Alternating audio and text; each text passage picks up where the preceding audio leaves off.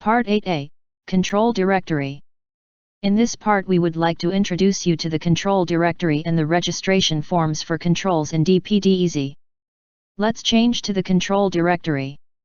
In this directory, you can see all of your institution's privacy controls.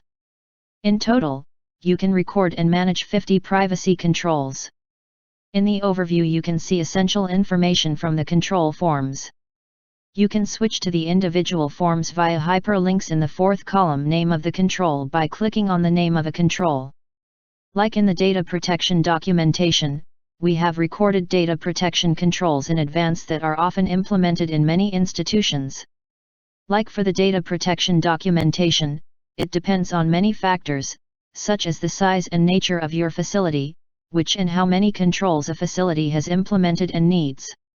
For this reason, you can activate and deactivate the individual controls in the second column. In the next column, you can select the reason why a control was disabled. This helps the data protection officer to check the control directory and serves the duty of proof, accountability, to the data protection authority. The deactivated controls are no longer displayed in the print view of the control directory and in selection fields.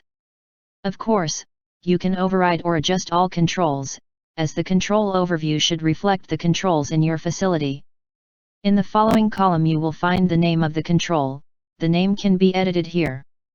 In the next bluish column, you can enter the department or manager responsible for the respective control as a contact department.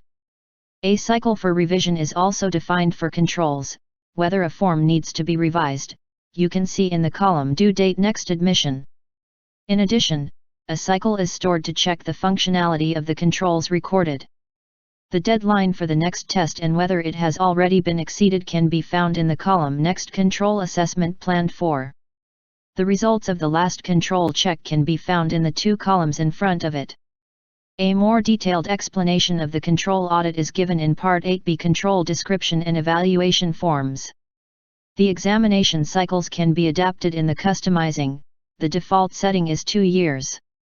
On the right side, as with the software overview and the directory of data protection documentation, you can assign the controls to the individual business processes. This will ultimately help you verify that all essential data protection controls have been documented in the various processes. As part of the risk assessment of the software in use, you can assign the data protection controls to the individual programs and thus show how the data protection risks are reduced.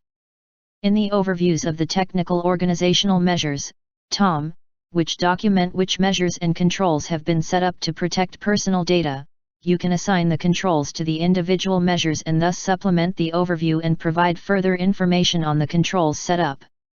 End Part 8A.